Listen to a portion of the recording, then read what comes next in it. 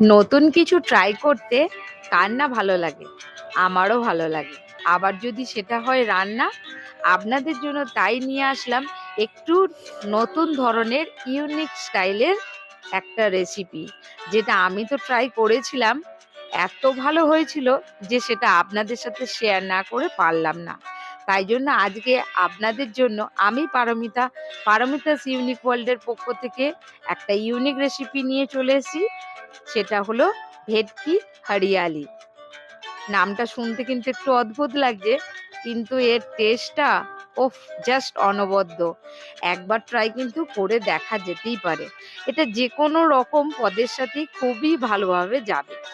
তো তার জন্য রেসিপিটা ভালো করে দেখতে হবে, আর কি কি দিলাম, কখন কখন দিলাম, কতটা অনুপাতে।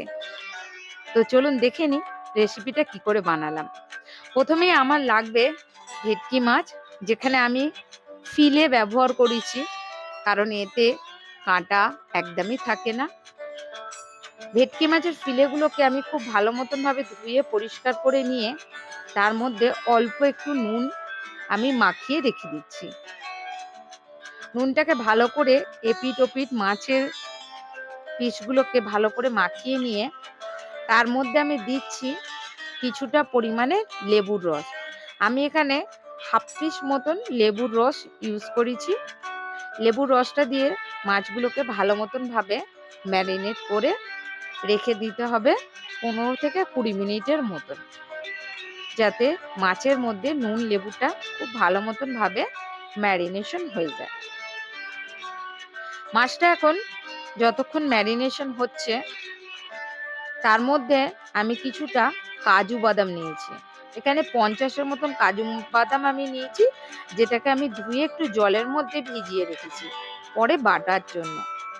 আর একটা মিক্সিং জার নিয়ে নিয়েছি, তার মধ্যে আমি দিয়ে দেবো বেশ খানিকটা ধনে পাতা, যেটাকে আমি ধুয়ে পরিষ্কার করে রেখেছি।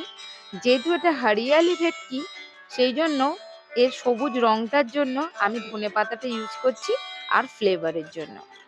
আর এর মধ্যে দিয়ে দিলাম দুটো ছোট সাইজের পেঁয়াজ কেটে রাখা, আর দিয়ে দিলাম 4-5টার মতন কাঁচা লঙ্কা, আর দিয়ে দিচ্ছি আদা রসুন। আদা 1 ইঞ্চির মতন দিয়েছি ছোট ছোট টুকরো করে, আর রসুন দিয়েছি আমি 7 থেকে 8 কোয়ার মতন। এটাকে আমি মিহি একটা পেস্ট বানিয়ে নিয়েছি। দেখুন পেস্টটা কিন্তু একদম গাঢ় সবুজ রঙের দেখতে লাগছে। এই পেস্টটা এখন আমি মাছের মধ্যে দেবো, আর যে কাজুটা ভিজিয়ে রেখেছিলাম তারও কিন্তু আমি পেস্টটা বানিয়ে নিয়েছি। এবারে মাছটাকে ম্যারিনেশন করে নেব।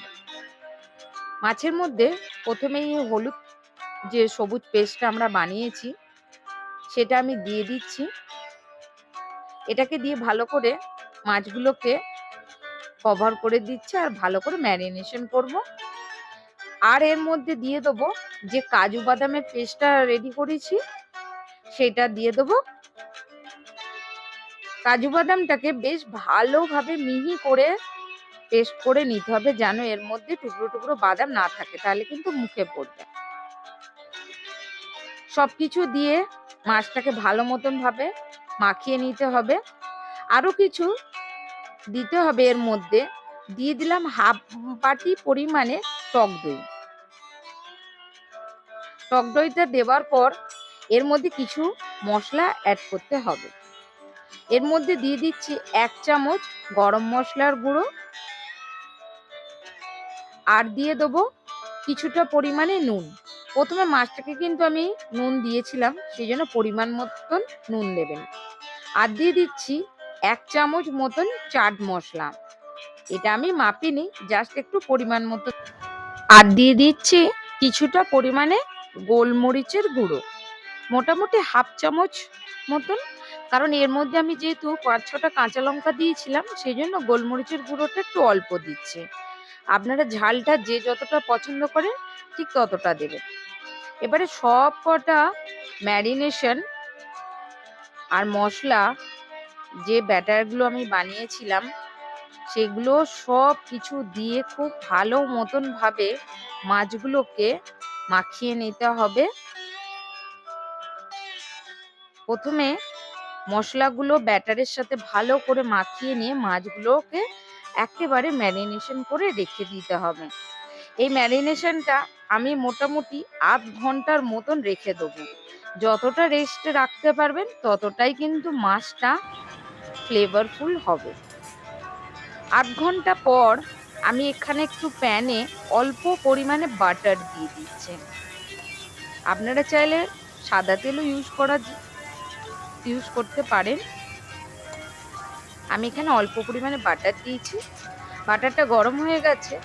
এখন এবারে ম্যারিনেশন থেকে মাছের ফিলেগুলো একটা একটা করে তুলে আমি এই ফ্রাইং প্যানে ভেজে নেব। ভেটকি মাছ খুব নরম হয়, সেই জন্য এপিট ওপিট দুপিট ভাজলেই কিন্তু মাছটা একদম নরম হয়ে যায়। আর যেহেতু অনেকক্ষণ ম্যারিনেশন করা ছিল, তাই কিন্তু মাছটা অনেকটাই নরম হয়ে গেছে। ঠিক এরকমভাবেই আস্তে আস্তে ম্যারিনেশন থেকে মাছগুলোকে তুলে নিয়ে একটা একটা করে দিয়ে দেবো প্যানের মধ্যে। দিয়ে 5 মিনিট মতো রেখে দেবো। দিয়ে আবার ওপিঠে উল্টে রেখে দেবো।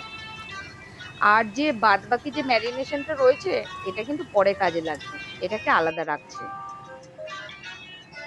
এখন দেখুন একটা পিঠে আমার কিন্তু ভাজা কমপ্লিট।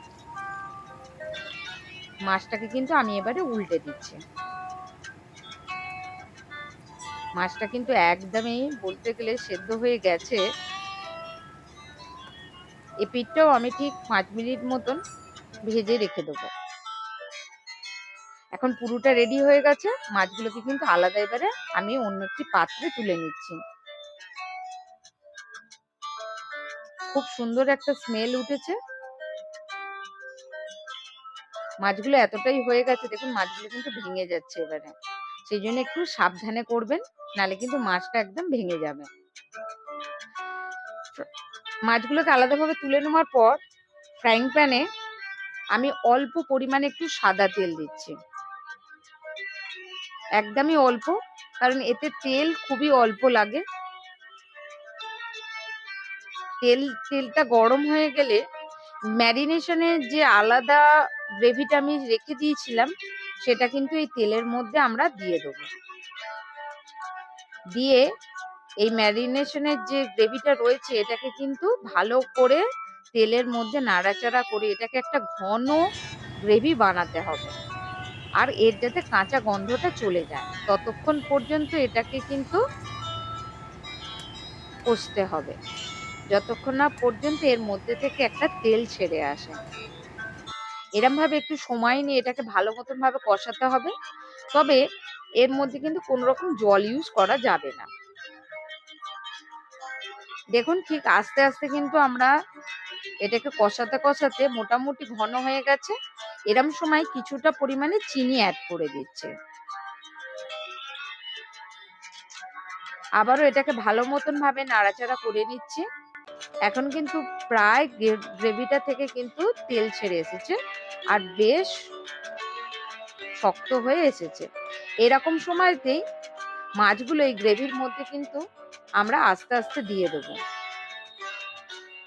দিয়ে মাছটা তো অলরেডি তৈরি হয়ে গেছে, বাস এই গ্রেভিটা যেটা তৈরি করলাম সেটাতে কিন্তু মাছটাকে একটা কোট করে নিতে হবে। এপিট ওপিট করে নিলেই বাস রেডি সার্ভ করবার জন্য। আপনারা রুটি, পরোটা, নান, ফ্রাইড রাইস, পোলাও যা খুশির সাথেই এটা কিন্তু জাস্ট জমে যাবে। ভিডিওটা আমার কেমন লাগলো আমাকে কিন্তু অবশ্যই কমেন্টে জানাবেন। আরও এরকম ধরনের নতুন নতুন ভিডিও পাওয়ার জন্য আমার চ্যানেলটিকে অবশ্যই কিন্তু সাবস্ক্রাইব করে রাখবেন। আরও নতুন যদি আপনাদের কাছে কোনো রেসিপি থাকে আমার সাথে কিন্তু অবশ্যই আপনারা শেয়ার করতে পারেন। আজকের মতন চললাম, টাটা। আবারও দেখা হবে নতুন কোনো ভিডিওর সাথে।